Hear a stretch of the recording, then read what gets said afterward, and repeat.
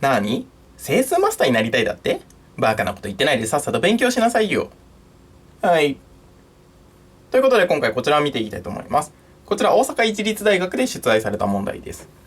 28n プラス5と 21n プラス 4n を自然数としたときに、この2つの数は互いに素であることを証明してください。今回こういった問題を考えていきたいと思います。今回2つの数が互いに素であるよってことを証明したいわけなんですが、じゃあ互いに素ってどういうことなのかというと、その定義は最大公約数が1であるよと。この2つの数の最大公約数が1であるよってことが確認できれば OK なので、じゃあ今回は何か最大公約数に関する処理をして、この2つのその値っていうのが1ですよってことが確認できれば証明終了というふうになるわけです。じゃああとはこの最大公約数の処理をしてあげれば OK なんですが、これ具体的にどういうものがあるのかっていうと、大きく2つの処理の仕方っていうのがあります。まず1つ目は何かというと、ユークリッドの誤助法を使っていくよと。そういった方法がまず1つ目。特に2つの大きな整数の最大公約数を知りたいときに有効だったりするんですが、別にこれは文字とかが入っても有効だったりするので、直接計算していく手段の一つとして、ユークリッドの誤助法というものがあります。で、問題によってはこれでは苦しい場合だったりとか、この処理があんまりうまくいかないような場合とかもあったりするんですが、もう一個の方針として、こっちは式として処理していこうねみたいな方針なんですが、例えば2つの数、ラージ A、ラージ B の最大公約数が G であるよみたいな感じの状況っていうのを式で表してあげると、G を最大公約数というふうにすれば当然正のものであり、一応書いてありませんが整数で、A と B の公約数なのでどちらも G でくくることができるよと。で、最大公約数なのでもうこれ以上くくれない。もし A と B に共通因数があれば、それでさらにくくることができるので、もうそういうような状況にはなっていないよと。だからこの A、B が互いに素。この2つの最大公約数が1となっているようなそういった形、そこまで限界までくくってあげたこんな G の値っていうのが A と B の最大公約数というふうになっているよと。こういうふうに式を使って処理していこうというような方針が丸2番で、直接計算していくユークリッドの誤助法の丸1番と、式として処理していく丸2番。基本的にこの2つで対処できる場合っていうのはほとんどですので、この2つを押さえておくといいと思います。はい。で、今回はどちらでもできるので、じゃあ順番に、一応練習も変えて2通りの処理っていうのを紹介していきたいと思います。じゃあまず丸1番、ユークリッドの誤助法を使って計算していくという方法です。今回はこの2つのじゃあ最大公約数を知りたいよと。ちょっとここでは略記をするために GCD というふうに書かせてください。28n プラス5と 21n プラス4。意味としてはこの2つの数の最大公約数ですよという漢字を表す記号としてよくこういったものを用います。よく単純にこういうのもなし、ただの括弧で書いたりもするんですが、個数と例えばなんか点の座標とかいろんなものと区別しづらくなってくるので、一応自分は GCD というふうに書いたりすることが多いです。で、これ何かというと、グレイティストコモンディバイザーの頭文字1個ずつ取ってきて GCD です。グレイティスト最大のコモン共通のディバイザー、約数みたいな感じで、最大公約数ですよと。この書いた2つの数の最大公約数を表す記号として、こういうふうな感じでよく書いたりします。なのでちょっとこの記号を使わせていただきますが、これでこの2つの数の最大公約数というのを表しています。じゃあユークリッドの誤助法っていうのを今から使っていきたいと思うんですが、何か2つの数の最大公約数を知りたいときに、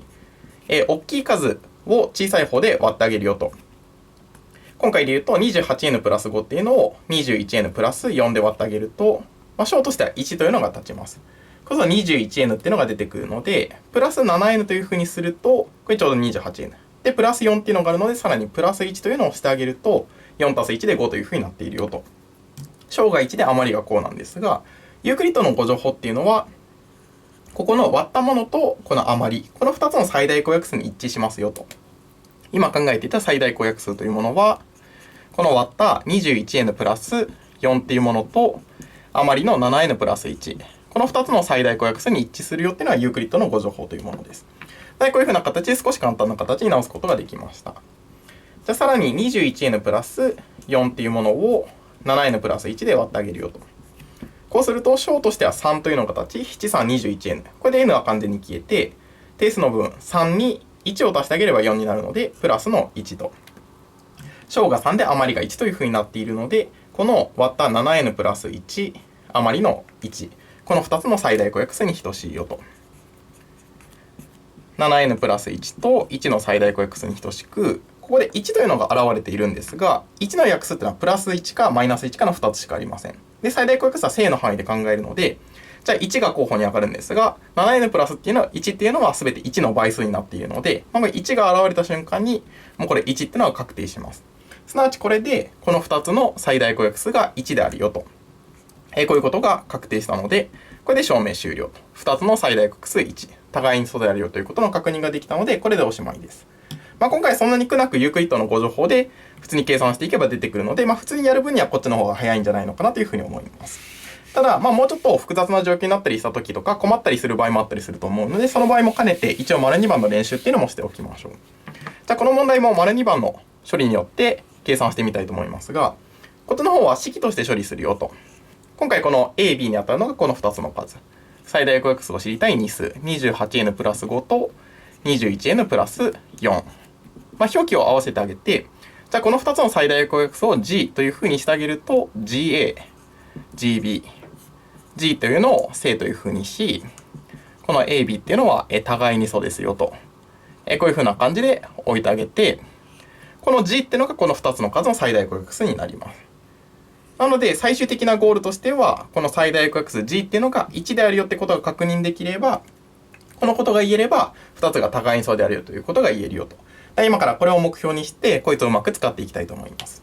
この丸2番の方針っていうものは、G とか A とか B とか文字がたくさん増える代わりに、これイコールとしたりとか、こういった連立された形になっているので、式として扱いやすくなるよと。これ普通に連立方程式みたいな処理が有効になったりするので、そういう意味では比較的馴染みのあるような扱いやすい形になっているよというような、そういったメリットがあったりします。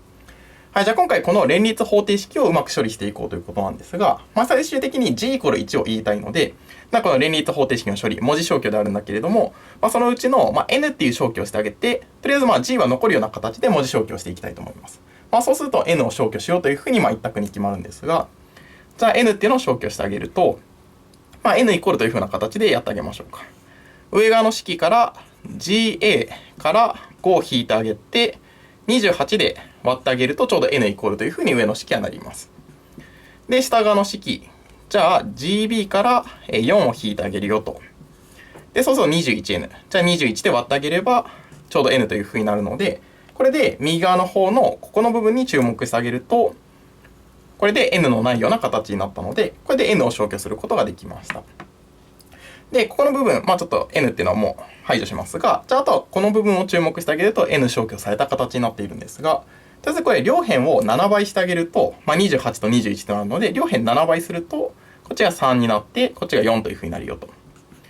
さらに分数あるので分母を払って、両辺12倍してあげれば、3倍の GA-5 イコール4倍の GB-4 と。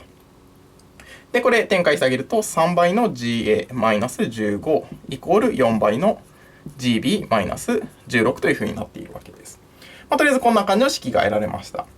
で、今回最終的に G イコール1っていうのを導きたいよと。今こんな方程式が出来上がっているんですが、ここで、これまでは何度も登場しておりますが、整数問題を処理していく上での基本的な3つの処理として、積の形を作成して約数倍数に注目するか、余りに注目するか、範囲に注目するか、この式に対してこのどれかの処理をやっていくんですが、最終的に G というようなこの最大公約数というのは1であるよということを確認したいよと。特に約数に注目した処理をするんじゃないかということで、この丸1番っていうのを考えてあげたいと思います。そういうふうに見てあげると、これ G を持っているこの2つの項があるので、G でくくることができそうです。じゃあちょっと右辺に G っていうのをまとめてあげて、4b、こっち側の G 移行してあげると、マイナスの 3a。で、イコール、じゃあマイナス15とマイナス16移行してあげれば1というふうになっているので、これで積の形を作成することができました。じゃあこれでかけたら1になるよということなので、これ 1×1 かマイナス 1× マイナス1か。要するに G っていうのは1の約数だよというふうに注目してあげて、こういった約数に注目してあげると、1の約数はプラマイ1しかないんですが、今 G を正だよというふうにしているので、よってこのことから G イコール1ですよと。これで示したかったこの最大公約数 G が1ですよということが確認できて、これで証明がおしまいです。最大公約数1、互いに素であるよということが確認できました。はい。ということで今回はこんな感じで最大公約数に関する処理、2つの処理がありますよということと、その具体的な処理っていうのを紹介しました。また他にいろんな問題今後ともやっていきたいと思いますので、またこれからもよろしくお願いします。とりあえず今回はここら辺でまた見てください。バイバイ。